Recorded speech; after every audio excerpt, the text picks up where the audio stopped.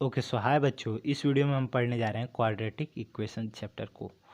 तो इस चैप्टर के बारे में सबसे पहले आप लोगों ने पहले भी पढ़ा होगा पिछली क्लासों में, तो इस चैप्टर को समझ में आपको कोई दिक्कत नहीं आने वाली है। तो चलिए इस चैप्टर को स्टार्ट करते हैं। अब इस चैप्टर के स्टार्ट होने से आपको पहले इस टर्म के बारे में आपने बहुत ही पढ़ा होगा, a x square plus b x plus c. इसी को बोलते हैं क्वाड्रेटिक इक्वेशन। ठीक है, एक्स की पावर एन प्लस एक्स की पावर एन माइनस वन, ऐसे करके अगर कोई एक्सप्रेशन हो तो उसको बोलते हैं क्या, पॉलिनोमियल। और भी कई सारे हों, अगर एन की वैल्यू इसमें टू हो जाए तो उसको क्या बोलेंगे, क्वाड्रेटिक इक्वेशन। मतलब किसी भी इक्वेशन में अगर एक्स की हाईएस्ट पावर टू हो तो उसको क्या बोलेंगे, क्वाड्रेटिक इक्वेशन। अब उसके लिए बोला है ए बी सी जो तीनों हैं वो रियल, रियल मतलब कोई भी अंक हो सकते हैं, प्लस माइनस जीरो एनीथिंग।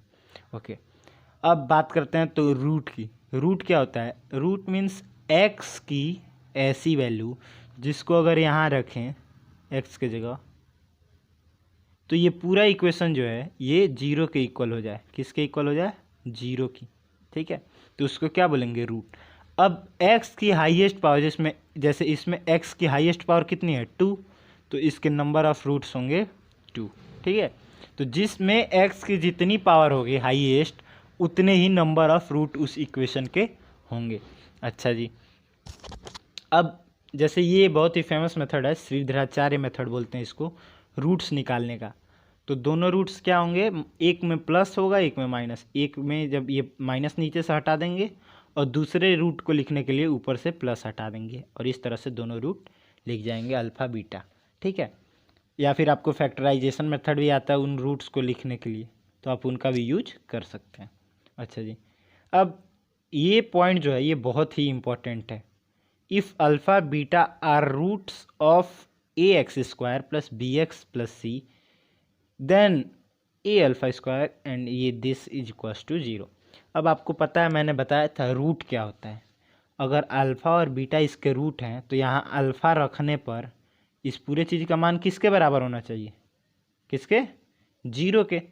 तो सेम वही चीज़ किया गया है। रूट का डिफिनीशन में ही मैंने आप लोगों को बताया था कि अगर रूट वो चीज़ होता है जिसका मान एक्स के जगह पर रखा जाए तो पूरा एक्सप्रेशन जीरो बन जाए।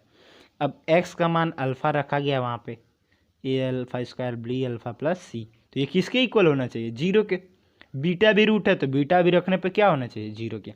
इस प्रॉपर्टी से एडवांस में बहुत अच्छे अच्छे क्वेश्चन बनते हैं, मेंस में तो नहीं बनते इससे, क्योंकि मेंस में ये लोग सोच नहीं पाते। एडवांस में इससे रिलेटेड क्वेश्चन बहुत बनते हैं। हालांकि ये लोग 11th में पढ़ते हैं, 12th में जाके भूल गए होते हैं, तो इस वजह से इसको एडवांस में बहुत ज़्यादा इंट्रोड्यूस किया जाता है। अच्छा, अब ये अल्फ़ा प्लस बीटा यानी सम ऑफ रूट्स होता है माइनस बी बाई ए, और प्रोडक्ट ऑफ रूट्स यानी अल्फ़ा इंटू बीटा होता है सी by A. A B C क्या है, जबकि ए बी सी ये वाले कोफिशिएंट हैं, एक्स स्क्वायर एक्स और कांस्टेंट टर्म के। आया समझ में।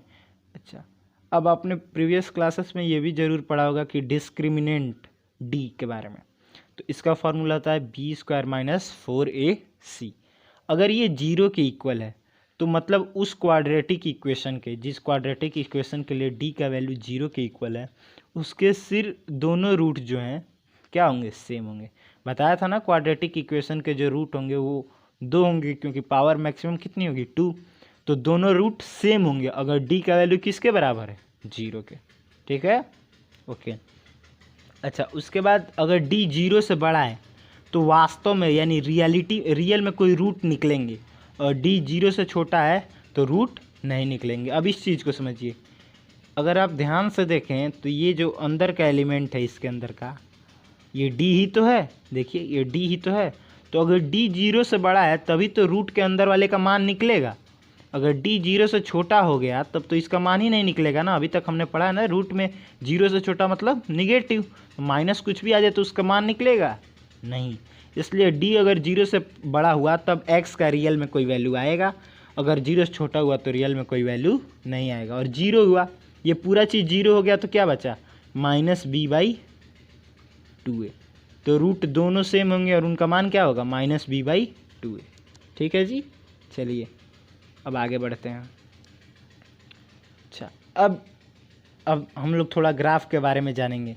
तो क्वाड्रेटिक इक्वेशन का जो ग्राफ होता है वो होता है पैराबोलिक। पैराबोलिक ये शेप होता है, देखिए ऐसे सीधे जाएगा ऐसे, और ये यहीं तक छोड़ा है, मतलब ये इनफाइनाइट तक जा रहा है, लेकिन हर जगह तो बना नहीं सकते ना, अनंत तक तो नहीं ले जा सकते, इसलिए इसको थोड़ा सा बना के छोड़ दिया जाता है जी। अब ये अल्फ़ा बीटा मैंने आपको बताया था क्या होते हैं, रूट्स ऑफ इक्वेशन। तो एक्स एक्सिस को जहाँ पे ये मीट करता है, देखिए यहाँ एक्स एक्सिस को मीट कर रहा है ना, एक्स एक्सिस ये है, ये वाई एक्सिस। तो एक्स एक्सिस को पैराबोला जिस पॉइंट पे मीट करता है, जिन पॉइंट्स पे, वो उसके क्या होते हैं, क्वाड्रेटिक इक्वेशन के रूट्स होते हैं। जैसे उस केस में क्या थे, अल्फ़ा बीटा, तो यहाँ अल्फ़ा यहाँ बीटा, इधर बीटा इधर अल्फ़ा भी हो सकता है। अच्छा, अगर ए 0 से बड़ा है, जैसे अगर यहाँ x square plus 2x plus 1 है, यानी ए जो है ये क्या है, या 2x स्क्वायर है, तो ए 0 से बड़ा है ना, प्लस में है ना, तो ये ग्राफ हमेशा ऊपर की ओर बनेगा। और यही अगर ए 0 से छोटा हो, यानी कि शुरुआत ऐसे हो -x स्क्वायर या -2x स्क्वायर, तो ए 0 से छोटा है ना, तो इस केस में जो पैराबोला है उसका मुंह नीचे की ओर खुलेगा। देख रहे हैं ना, नीचे की तरफ पैराबोला खुला है ना जी। रूट तो आप पता ही है, अल्फ़ा बीटा। अच्छा, एक बात अगर आप सोचें कि इसका ये पॉइंट जो है ये मैक्सिमम पॉइंट है, अधिकतर वैल्यू यहीं पे ना है, तो इस पॉइंट का ये बिंदु, ये जो एक्स है, इसका मान कितना होगा, ये अल्फ़ा है, ये बीटा है, अल्फ़ा और ये बीटा, तो इन दोनों के बीचों बीच में है एकदम ना, ध्यान से देखिए, इसका मान क्या होगा, अल्फ़ा प्लस बीटा बाई 2। थोड़ा और दिमाग लगाइए, अब और अच्छे से समझ में। अल्फ़ा प्लस बीटा का मान क्या होता है, अल्फ़ा प्लस बीटा मतलब क्या, सम ऑफ रूट्स, और सम ऑफ रूट्स क्या होते हैं, -b/a, और एक 2 पहले से था, तो इस पॉइंट का x क्या हो गया, यानी ये पॉइंट कितना है, -b/2a। आया समझ में। तो x का वैल्यू जब -b/2a रखेंगे, यानी यहाँ पे, तब उसका क्या मिलेगा, मैक्सिमम वैल्यू। अगर a 0 से छोटा है यानी उल्टा बना है, और अगर सीधा बना है तो क्या बनेगा, ये मिनिमम है ना, सबसे कम। तो अगर a 0 से बड़ा है तो x का वैल्यू अगर क्वाड्रेटिक इक्वेशन में -b/2a रखेंगे तो क्या मिलेगा, मिनिमम पॉइंट, मिनिमम वैल्यू मिलेगा उस क्वाड्रेटिक इक्वेशन का। और अगर 0 से छोटा a है तो उसका क्या मिलेगा, मैक्सिमम वैल्यू मिलेगा। आया समझ में। चलिए जी, अब कुछ क्वेश्चंस देख लेते हैं। क्वेश्चंस में ये एग्जाम्पल है, थोड़ा इजी से शुरू करते हैं। तो अब आप इस क्वेश्चन में बताइए, एक्स स्क्वायर -32x प्लस 256 में सम ऑफ रूट्स और प्रोडक्ट ऑफ रूट्स। तो सम ऑफ रूट्स क्या होता है, सम ऑफ रूट्स होता है क्या, -b/a, इसको बोलते हैं क्या, सम ऑफ रूट्स। और ये प्रोडक्ट ऑफ रूट्स क्या है, c/a। ये फॉर्मूले याद रखिए। तो सम ऑफ रूट्स के जगह पे फॉर्मूला लगा देंगे हम लोग, -b यानी कि माइनस, और b क्या है, -32,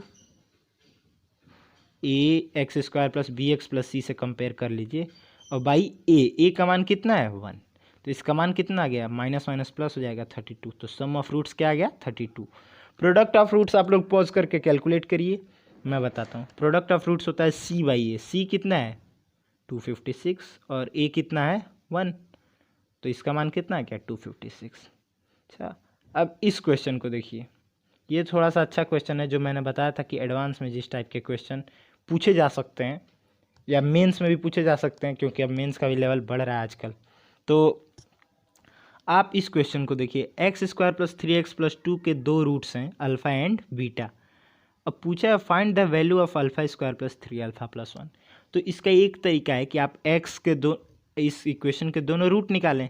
अब दो रूट है अल्फ़ा बीटा, तो उनमें से कोई एक अल्फ़ा होगा, कोई एक बीटा, जो मान निकलेंगे क्वाड्रेटिक इक्वेशन से। अब आप उसका मान इसमें रख दें अल्फ़ा के जगह, तो इस पूरे का मान निकल जाएगा।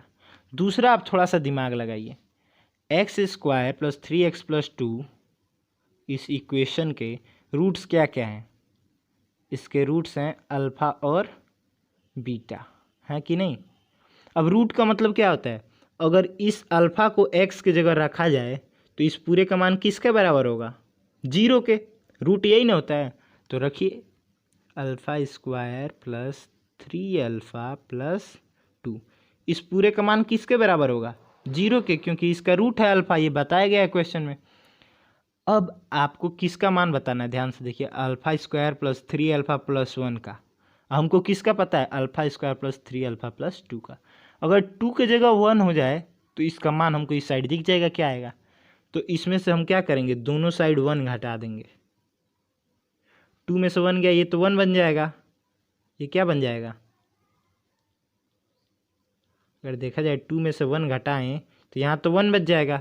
उस साइड क्या बनेगा, 0 माइनस 1 यानी कि -1, यानी alpha square plus 3 alpha plus 1 का मान कितना आया, -1 आया। समझ में। तो ऐसे ऐसे सवाल आते हैं, इसमें थोड़ा सा लॉजिक लगाना होता है, पूरा लंबा कैलकुलेशन नहीं। इस क्वेश्चन को आप खुद से ट्राई कर सकते हैं होमवर्क के तौर पे, कि पहले तो इसके रूट निकाल लें। कैसे निकालेंगे, श्रीधराचार्य मेथड लगा सकते हैं, फैक्टराइजेशन, कुछ भी लगा सकते हैं। फिर इसका ग्राफ ड्रॉ करना है। ग्राफ ए 0 से बड़ा है तो आपको पता है कि ऊपर की तरफ बनेगा, पैराबोला बनेगा, क्वाड्रेटिक इक्वेशन है तो। और उसके बाद से आपको, अगर मैंने एक चीज़ बताया था कि D0 तो रूट कैसे होंगे, 2 रूट तो हमेशा होते हैं, लेकिन दोनों रूट अब सेम होंगे। तो ग्राफ कुछ ऐसा बनता है, एक ही जगह टच करता है, क्योंकि दोनों रूट क्या है, सेम है। तो और यही अल्फ़ा बीटा दोनों का मान सेम है। तो अगर रूट इसका पता चल जाए, जैसे अल्फ़ा बीटा जहाँ टच करता है वो लिखते हैं ना, तो रूट हम यहाँ पे लिख देते हैं। तो आपको इसका ग्राफ बनाना है और आपको खुद से देखना है कि करेक्ट आ रहा है कि नहीं। तो यहीं तक था क्वाड्रेटिक इक्वेशन में। Thanks for watching.